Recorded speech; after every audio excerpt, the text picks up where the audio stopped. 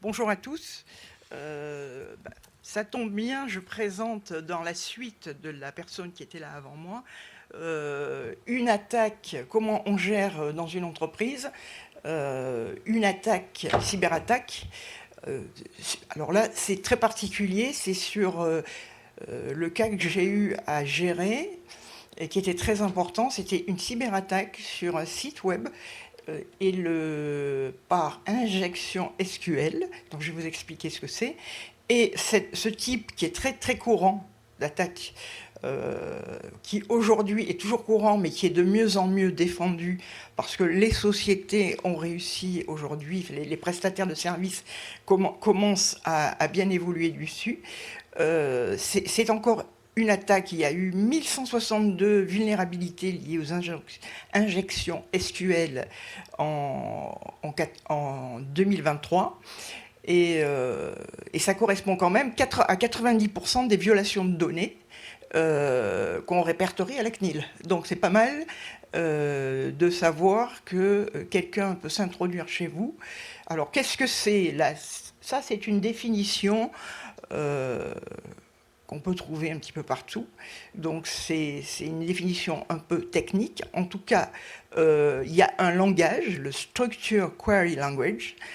C'est un langage qui est utilisé en programmation qui permet d'accéder, de modifier, de supprimer des données dans les bases de données. Donc, moi, dans mon cas, j'avais une société qui avait une dizaine de sites, une dizaine de sociétés, et il y avait eu une injection SQL, c'est-à-dire c'est par un code malveillant, on pénètre dans votre système, que ce soit le serveur, le pirate il pénètre dans votre serveur ou il pénètre sur le site, et il a la possibilité d'utiliser vos données, de les modifier, de les effacer.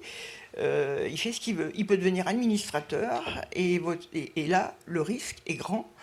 Le risque, il est double aujourd'hui en matière de violation des données. Il est réputationnel, parce que ça va se savoir. Et on va dire, tiens, cette société, elle a des sites passoires. Et il est aussi financier, puisque là, dans mon cas, on avait eu 90 000 données personnelles, nom, prénom, adresse.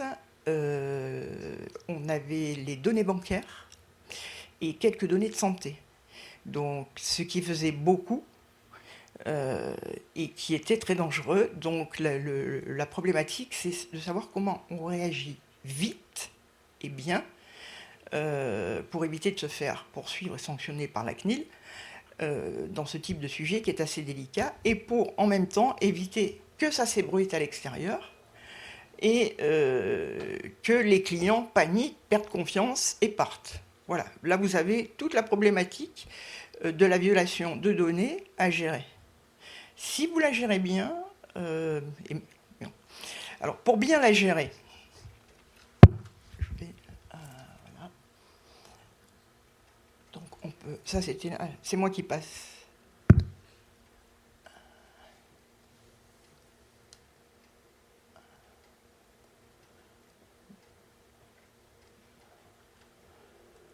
Voilà.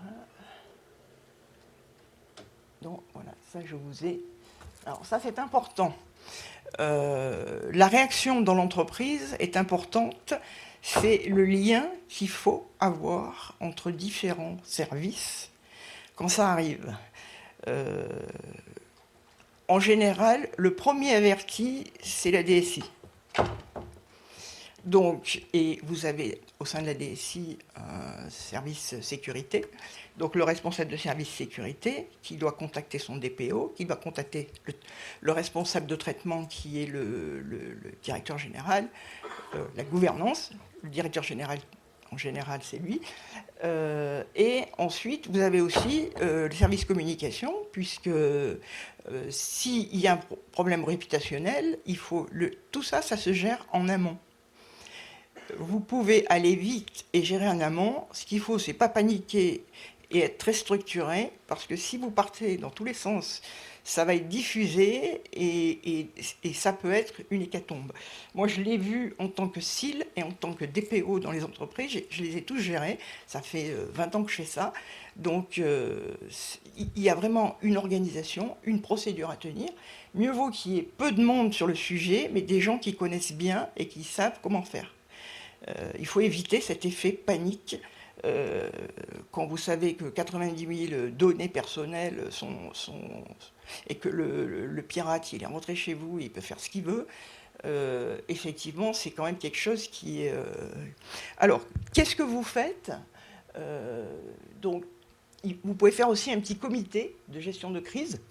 Ça arrive de faire des comités de gestion de crise sur le sujet et faire un plan d'action rapide où vous avez le responsable sécurité qui va prendre les mesures techniques, le DPO qui va prendre les mesures juridiques et qui va vous accompagner avec la CNIL et avec toutes les mesures à prendre. Et ensuite, le service com, lui expliquer comment on fait pour faire une communication qui ne fait pas peur aux gens. Là, dans ce cas, quand vous avez beaucoup de personnes physiques et vous avez des risques d'usurpation d'identité, vous avez beaucoup de risques. Donc, il faut vraiment prendre beaucoup de précautions.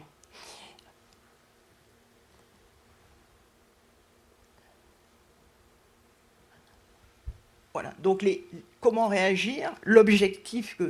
Votre objectif, c'est de prévenir effectivement rapidement la violation de données, mettre fin à la violation rapidement, donc ça c'est important, et minimiser ses effets ensuite vis-à-vis de l'extérieur. Donc vous avez 3 volets importants à passer. Et comment on fait? Donc vous allez en premier, donc en général, on va d'abord, la première action qui est à faire, c'est de savoir si on fait la déclaration à la CNIL ou pas, parce qu'on a 72 heures. Et ça, c'est très rapide, il faut bien analyser. Et l'analyse de risque se fait vous pouvez le faire par le DPO. Bon, si les juristes, c'est plus simple, ou un cabinet extérieur avec le DPO. En fait, l'analyse de risque, c'est regarder la nature de la violation, la catégorie, le nombre de personnes qui sont concernées, les conséquences de cette violation sur les données. Alors, est-ce que c'est perte d'intégrité? Il y a plusieurs cas possibles. Donc, le troisième point, c'est quelles sont les mesures que vous avez prises pour stopper cet incident et atténuer toutes les conséquences négatives. Donc ça, c'est 3 points importants qui vont vous permettre de savoir si vous faites la déclaration sur le formulaire de la CNIL dans les 70 heures sur la violation des données, puisque c'est de la responsabilité du responsable du traitement des données, s'il ne la fait pas. Et quand on a un doute, moi je dis toujours à mes clients, faites-la. Ça évite, quand on est un peu limite, on le fait. Donc aujourd'hui, ce qu'il faut, c'est qu'en interne, vous puissiez toujours, ce qu'on appelle, documenter l'incident. Il faut qu'il y ait des traçabilités.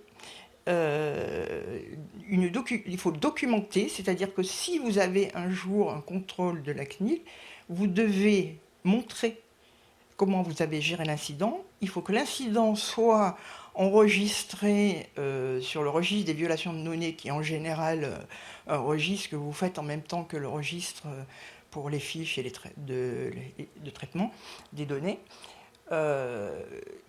Ça, c'est ce que vous devez faire. Dans la documentation, comment vous avez protégé, en fait c'est simple, comment avez-vous protégé la liberté d'autrui ou les droits de vos clients? Voilà, ça c'est le point essentiel. C'est un point sécuritaire et juridique en même temps. C'est d'ailleurs ce qu'on fait dans les AIPD, les études d'impact. Lorsque vous avez une étude d'impact, on regarde l'aspect juridique, les critères du texte, comment ils s'appliquent, et on regarde ensuite les aspects sécurité. Il est divisé en deux. Et donc ici, il faut toujours démontrer, c'est très simple, si vous avez en tête la protection de mes clients et comment je les protège, comment je protège leurs données, par type de données, d'une intrusion, d'un vol, et pour éviter qu'il y ait des usurpations ou que les noms soient divulgués. Là, vous avez eu, j'ai vu la dernière fois, France Emploi qui a été attaqué. Donc, toutes les données des demandeurs d'emploi, aujourd'hui, ont été prises par le pirate. Ça fait des millions de personnes. Donc, ça a été diffusé. Il y a eu une diffusion sur le site de Pôle emploi, France Formation. Aujourd'hui, il y a une diffusion sur le site, il y a une diffusion dans la presse, parce que là, on va en venir, c'est que quand vous devez prévenir les gens, quand vous en avez des millions ou des milliers, vous ne pouvez pas faire un courrier recommandé et puis faire une diffusion. La seule diffusion que vous avez, c'est faire une communication assez large. Donc là, vous avez l'exemple de France Emploi qui a fait sa diffusion dans la presse et sur le site, et qui a expliqué comment il avait fait. Et il a également, au titre de mise en garde de chacun de ses, pas adhérents, mais de chacun des personnes qui sont inscrites au Pôle emploi, ont eu un mail avec les explications et un numéro où aller poser des questions s'il y avait une difficulté. Voilà. Donc, aujourd'hui, vous devez documenter l'incident en interne, ensuite analyser le risque. Alors, dans l'analyse du risque, c'est l'analyse du risque qui va vous permettre de dire on saisit la CNIL ou pas, on remplit le formulaire ou pas. Si le risque, il est où c'est la masse de personnes qui a été diffusée et qui est, je dirais, ça dépend de l'ampleur de la violation. Bon, moi, dans le cas de mon client qui avait plusieurs sociétés sur toute la France, on a pu faire une diffusion, on avait les adresses des personnes par site, et j'ai fait la violation de sécurité. Je l'ai fait d'abord dans un premier temps très rapide, parce que je n'avais pas tous les éléments pour documenter. Ensuite, le site, on l'a fait immédiatement désactiver. Les sites ont tous été désactivés. Alors, pour éviter un préjudice financier, parce que s'il y avait un site marchand, donc du coup, les gens ne pouvaient plus payer par carte bleue, ne pouvaient plus commander. Pour éviter ça, on a créé une home page avec c'est-à-dire un faux site, et où on peut commander et payer. Et l'autre site, on l'a sécurisé et on s'est dit, de toute façon, tous les sites sont à revoir. Soit on refait tout dans l'entreprise, soit les sites étaient anciens, un peu obsolètes. Des fois, on ne le sait pas parce que ça va très vite de devenir obsolète avec la technique aujourd'hui. Et l'entreprise a dit, moi je fais revoir tous mes sites par des prestataires. Et je fais un audit et puis je change tout. Donc en attendant, ils ont mis des sites temporaires, des homepages où on pouvait commander et payer, mais il n'y avait plus de base de données. On ne pouvait plus aller à la base de données. Parce que tous ces sites-là, ils avaient été créés grâce aux bases de données. Bon, ça c'est technique. 34 secondes. Moi, je vais tenir à peu près. Voilà. Donc, du coup... Voilà, donc la mise en place de sécurité appropriée, c'est ce que vous demande la CNIL, et aviser et informer les personnes concernées, donc je vous en ai parlé.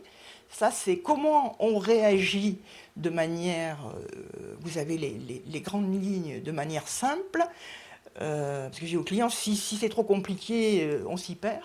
Gardez en tête les points essentiels de ce que vous devez faire. Et ensuite, alors, c'est pas là. Voilà, je dirais qu'en conclusion, dans ce genre d'ailleurs, moi ce que je dis à ce moment-là, il y a 2 mots à retenir au regard des cyberattaques.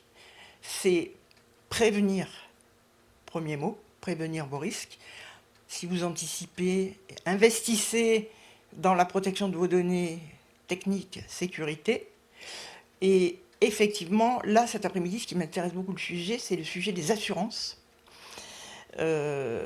Jusqu'où couvrent les assurances faites des audits, faites des études d'impact régulières, parce que si on avait fait une étude d'impact sur les sites, par exemple, on aurait constaté que les sites n'étaient pas protégés et on n'aurait pas eu le piratage.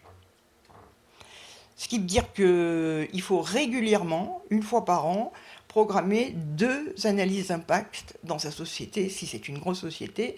Si c'est une petite PME, c'est pas la peine. Vous adaptez, après c'est du sur-mesure. Voilà. J'espère que j'ai été claire et synthétique. Merci Patricia.